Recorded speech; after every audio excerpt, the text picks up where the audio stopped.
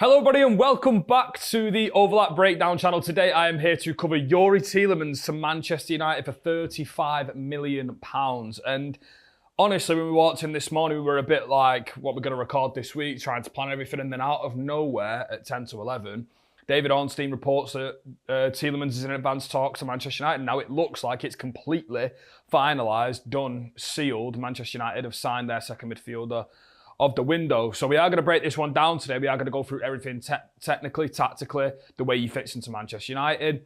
What can we expect from Manchester United next season going off this transfer? And yeah, as always, if you do enjoy the pieces, please do not forget to subscribe. I did the metrics before. 4.1k subscribers over the last 28 days, which is absolutely fantastic. And if you do enjoy the pieces, please make sure you subscribe to us, like, comment, share the video around, and yeah, we'll keep them coming to directly to you. So yeah, Youri Tielemans, 29 years old, is a midfielder who, I'm going to just say this right now, he's probably one of the better midfielders in the Prem on the ball. A player that we've watched for how many years now in the Premier League, a player that come through at the age of 16 and was playing full seasons at Anderlecht. He's obviously captained his country at the World Cup just gone. Yeah, and honestly, just a really, really brilliant midfielder. And I think this is a type of midfielder that Manchester United have been lacking for about the last 10 years, a pass-first midfielder, someone who is a complete technician, a controller, a conductor of play, someone who can roll the foot on the ball, someone who can play off both feet. It's just extremely intelligent of the way they use the ball. And he's always been one of the better midfielders in the Prem, full stop, in terms of on the ball especially. There's not really been many who match him on the ball. And yeah, going off last season alone, I want to just caveat all of these, this stat that I'm going to say right now.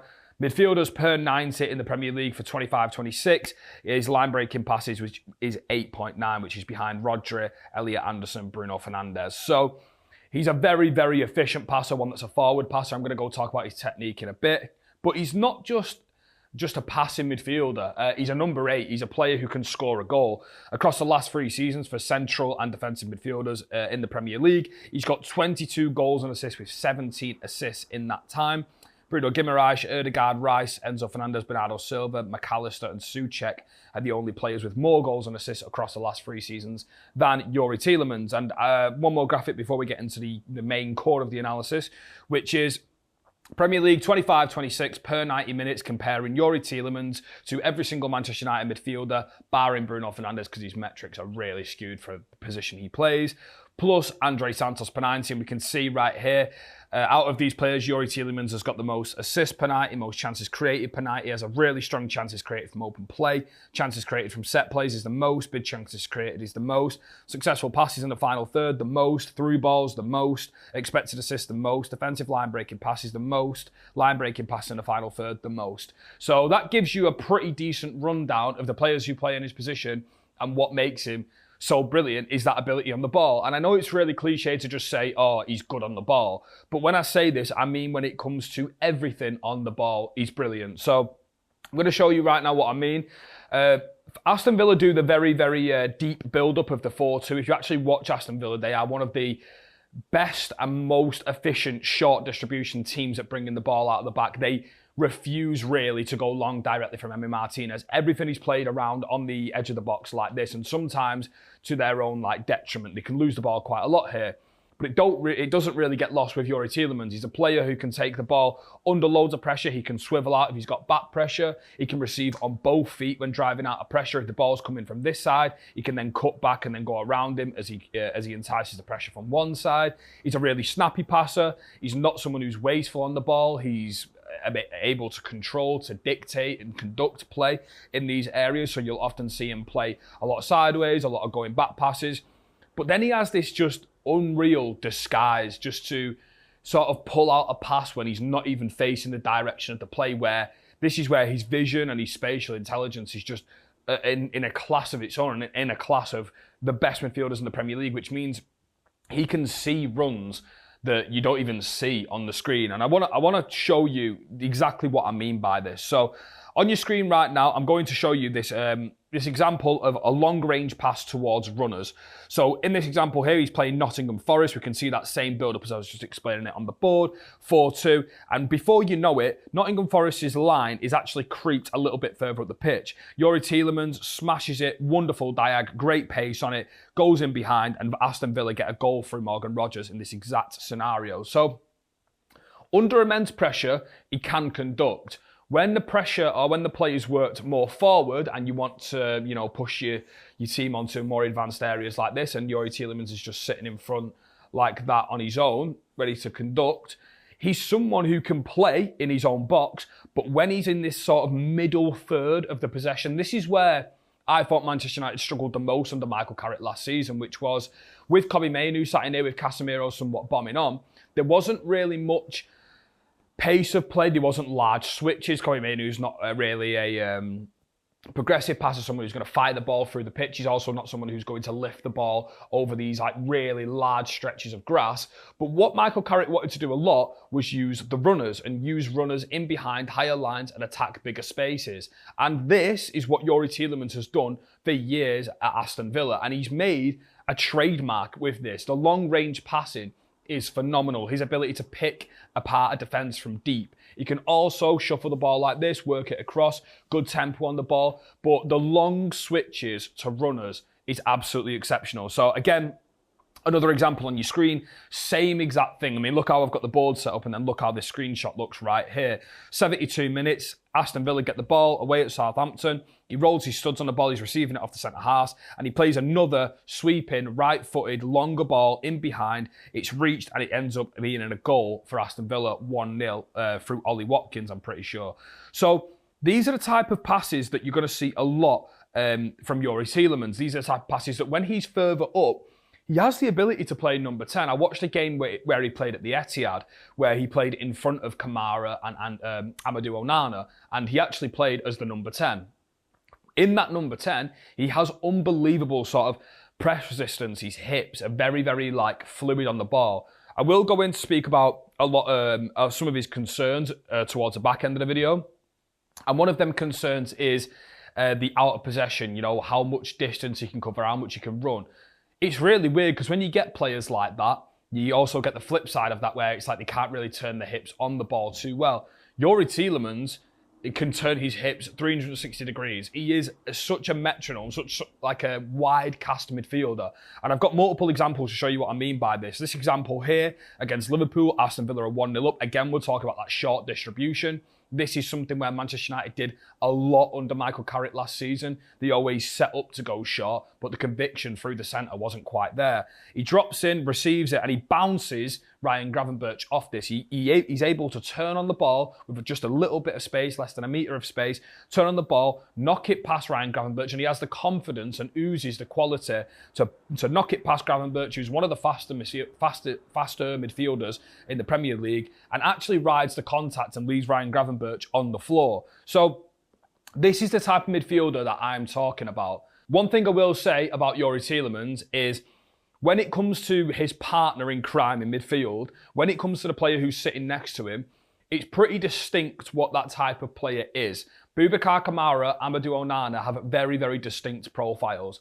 Kamara, a little bit more of a passer, a little bit more of a number 6, more of the Tielemans mould who can, keep it working across the back line and really good quality on the ball.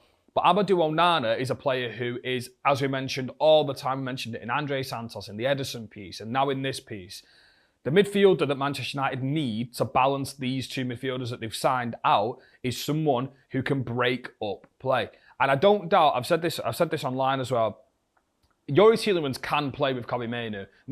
I don't think that's an issue. I think they can. The reason why I say that is because I think Michael Carrick wants to dominate games of football through quality of passing. And I know you can't just disregard the ball coming the other way. But I think Manchester United going up against the lesser teams at home with that much dominance in the midfield, with that much variety on the ball, the problems that they can solve in there, and then also the runs from all the forwards going up front. As we've mentioned, how good Tielemans is at picking out them runners in bigger spaces, the way Michael Carrick wants to play, is short distribution, attacking bigger spaces, work the press on, solve the problems. All of them sort of problems, issues, criterias, Tielemans fits that mould. So against the lesser teams, I don't really see that being an issue. I see it being an issue when you play up against the really transitional teams, 100%. We're yet to see what type of role an Andrey Santos plays, or even a Youri Tielemans, because we don't know who the partner is. One thing I will say is I was really panicking after Spurs signed Matheus Fernandes and Sandro Tonali. I was really panicking because the midfielder market was shrinking. And in fairness to the recruitment team, they have signed Andrey Santos and Youri Tielemans for the same price as what Tottenham signed Matty Fernandes for. Now, I'm not going to say that this is a well better deal 100%, but I would take that over that, because I think the quality you're going to get out of Youri Tielemans is undeniable. I think it's really, really undeniable. And I think for the type of player he is at 29, coming into his prime, coming into his peak, I do think this is a player who is an absolute steal in today's market. Some of the weaknesses I will go on to explain, though, is he missed 23 games through injury in 25-26. He's had constant groin and calf injuries, and we don't know how bad they are, so we don't know how available he's going to be. I did some research before. As per Transfer Market, he's played over 44,000 minutes. He's played 579 games at 29. As I mentioned before, this is a player who's been a senior pro since he was 16 years old for Anderlecht, playing full seasons. So this is where the grey area now pops up. It's how much more can Manchester United extract from Youri Tielemans to make it worthwhile. Luckily, if the release clause is £35 million, doesn't really take you that much. As long as Youri Tielemans is available, he's quality. He's absolutely quality. And when he touches the pitch, he's one of the best players on it. And he is a very, very, very good midfielder. He's a midfielder that I would put in that Bruno Guimaraes, Sandro Tonali type conversations for these 3 or 4 players are the best players outside the big 6. And it's these. And he would land in there. So for me, the quality of that player is undeniable. It is undeniable how good he is on the ball. I've watched Villa for years, especially under Unai Emery. The way they build up is so brave, as I was mentioning before, like this. It's so brave. And if you sign a midfielder who has been drilled into this, they are going to be comfortable receiving it on the back foot, taking it under pressure, circulating, playing long diagonal balls, playing in behind to runners. And to be honest, the way Aston Villa play is not too dissimilar from Michael Carrick, because the way they play is these two players like here. They almost play that 4-2-2. They almost play like this. With the players too deep like that, these two can push up, and these two wingers narrow completely inside like that. John McGinn sometimes plays this role. They have a left winger there. Sometimes he can play Morgan Rogers, Watkins, someone like that, a 10 off him coming in there. And this is very much built to play really short, entice the pressure on, work it in, find the midfielders, and then break through 1-2 touch, bounce passes off each other, lots of runs in behind, lots of movement. And that's the way in the early days that I saw Michael Carrick being coaching at Manchester United. That's what I was seeing. So I went back and I watched an FA session called the Boot Room, which is basically when the FA coaches were qualified. They went and asked them loads of stuff about key details on them as a player, them as a coach, stuff like that. And the way Michael Carrick was talking about using midfield, he was talking about oozing confidence, using poise, confidence, stature, composure, vision. The way he was talking about himself in midfield, he was talking about you want to be that midfielder that when you get on the ball and you play that one pass, everyone can have a breather. That's what Youri Tielemans does for me. He's such an intelligent player with the ball at his feet. But I want to move on now into talking about, obviously, some of the weaknesses and why I think Manchester United actually can get the best out of Youri Tielemans for this reason. Youri Tielemans isn't a fast player. Over large grass, he's not a fast player. He's someone who's always had out-of-possession concerns thrown at him. For all the quality that he's had on the ball, he's always been a player who's been, called slow, sluggish, can't really press, can't really cover high, can't really jump high, can't really cover large distances. Now, under Michael Carrick, Manchester United often used the 4-4-2 block. Now, I was saying in a piece that I think Michael Carrick's Manchester United long-term will look to high press. Now, I'm not going to lie, going off the Andrey Santos signing, the way we've seen Kobbie Mainoo excel at Manchester United, it has been sat in a 4-4-2, exactly like a Unai Emery would do it at Aston Villa, which has platformed Youri Tielemans incredibly. I do think that Manchester United will have games where they need to press and be, really relentless in winning the ball back, hunting it down. But for me, the way Andrey Santos and Youri Tielemans and Kobbie Mainoo could be maximised, especially if they've not got that midfielder next to them, that third midfielder who's a big, athletic, long-legged, 6 foot plus midfielder. The way they can combat that is by using this 4-4-2, more zonal block, releasing Bryan Mbeumo, Benjamin Sesko, Matheus Cunha, Bruno Fernandes into larger spaces on the counter-attack. This is where I think you can mask weaknesses and you can almost enhance the qualities. And the way to do that for me would be to play like this if you're going to play them sorts of midfielders. Because in these small spaces, if the opposition's got a player in the block like that and the distances is really close together, same as Andrey Santos, Youri Tielemans can actually jump in them small distances. As we mentioned before, he's really good at dodging pressure. He's really good at using his body when taking the ball against Ryan Gravenberch on that example. So he's not a player who's really poor physically. I think this is one thing that people need to understand. You cannot be as good as he is in the Premier League and not be physical. It doesn't exist. It doesn't work. Like, there's not a player out there who's been top 5, 6 midfielders in the Premier League who cannot hack their physicality. So they clearly can do something, and his on-ball quality is undeniable. It is great. Like, he controls games. And how many times have we looked at Manchester United and gone, we need someone to control a game. We need someone to get the foot on the ball and control a game and dictate the game and, build attacks. Build the attack from the midfield, attack through the middle, all that kind of stuff. That's what Tielemans does. So I'm just gonna show you some more examples because honestly, when I was watching him, some of his work, some of his reverse passes, his blindside runs in terms of when he can just face a different way, his disguise on the ball, his weight of pass, the different techniques he uses on it, his two-footedness. And I'm not just talking about passing on both feet, I'm talking about taking the ball on both feet and playing diags on both feet. When I was watching him, I was like, I don't even know what foot he is.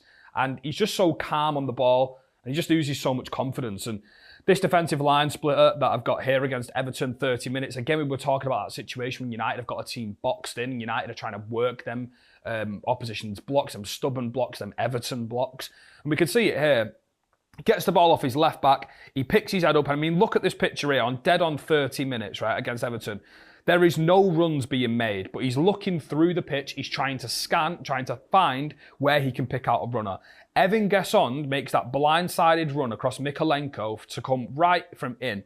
Youri Tielemans, inch perfect. Look at how many bodies, look at how much space there is to work with. There's virtually nothing here. The lines are so compact.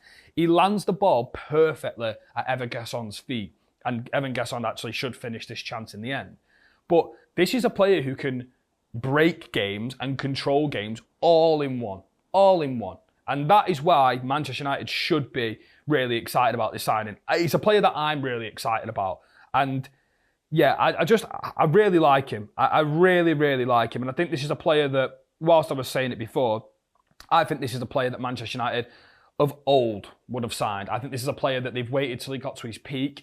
Obviously, physically, we don't really know what type of shape he is in with his injuries, with his recurring injuries.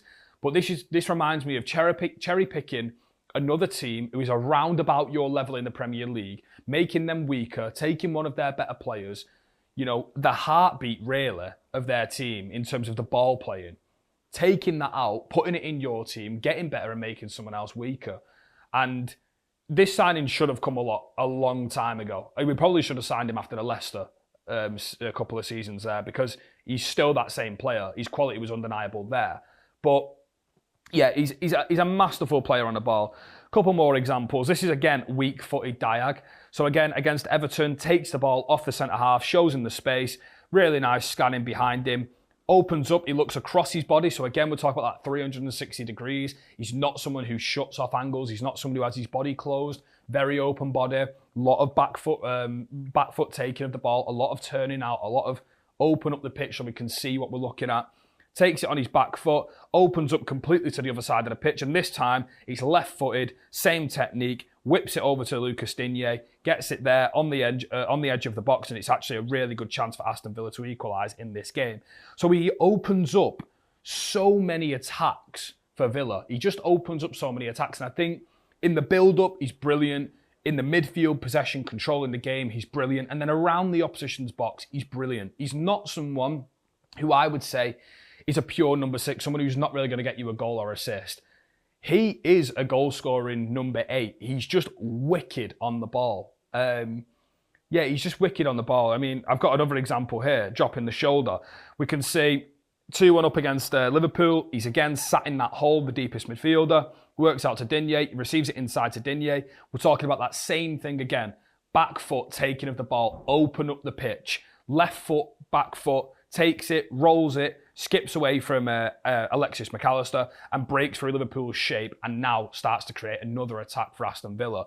So this is a player who can completely change the tempo of the game, completely switch everything up. And I think we need that. I think we've always needed someone who can be, aware of everything that's around them, just be so good on the ball to dictate games. And in all honesty, I'm buzzing with that signing. I am really happy with the signing. If that third midfielder, and going off what Ineos have done so far in the recruitment for Santos and Youri Tielemans, 2 players who I think are really good fits for Manchester United, going off the way they've approached them 2 deals, with the sort of calmness they've gone about them 2 deals, with how quickly they've wrapped them up, it almost feels like finally it does feel a little bit like we've got a plan together. They turned down Matheus Fernandes, or they were willing to pay a certain amount for Matheus Fernandes for the wages and such, because they weren't prepared to go over a certain whatever.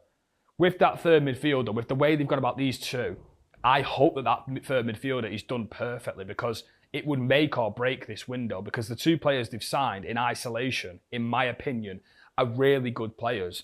1, 2-touch midfielders who can create little combinations in the centre, dominate games, got aggression off it, Premier League proven. One's a leader, one's a captain for Belgium. He's scored in European final for Aston Villa, one of the best goals I've ever seen in the European final. Proven it for so long. Andrey Santos learning the trade, still very young. He's going to have Kobbie Mainoo. I mean, Michael Carrick's got to work with these midfielders. One of Manchester United's best midfielders of all time can go out there on the grass with Youri Tielemans and Andrey Santos and Kobbie Mainoo and hopefully one more, and really sort of build the team around that core. And that's why, for me, that third midfielder has got to be that ball winner, someone of a Carlos Baleba, Mainoo Kone type mould. That player would really glue together everything. Because as I mentioned, Kobbie Mainoo and Youri Tielemans will be able to play together in certain games. I don't doubt that. I think a lot of the concerns over Kobbie Mainoo out of possession, some of them aren't that true, in my opinion. I don't think they're that true. I think in small spaces, he can work. I think he runs a lot. It's just not at top speed, which is where I think you need a Mainoo Kone, a Carlos Baleba, just to balance out that midfield. Just so, Kobbie can rest sometimes, Youri Tielemans can rest sometimes, Andrey Santos can rest sometimes. So, for me, this is a good start to the window. I really think that I'm really happy with this one. And I know there will be a lot of pessimism out there in terms of talking about the injuries, in terms of the out of possession concerns. But this is the type of midfielder Manchester United have lacked for so long. Premier League proven, there's no adjustability concerns. The way Aston Villa build up is the way Manchester United want to build up. The way Aston Villa attack with runners in bigger spaces, exactly what Michael Carrick wants to do. This player is one of the best at controlling Premier League games of football that we've seen over the last 5-6 years in the Premier League. So, yeah, Manchester United, this is a good signing. Very, very good signing. And I'm buzzing. I'm honestly buzzing. When we got the news this morning, I was reading it, I was like, oh my God. I was like, yes, that's a quality, value for money signing in this market. So, yeah, let me know what you make of Youri Tielemans to Manchester United for £35 million. And don't forget to like, comment, and share the video. I'll be back next week for some more analysis here on the Overlap Breakdown channel. Thank you. This has been a Global and the Overlap production.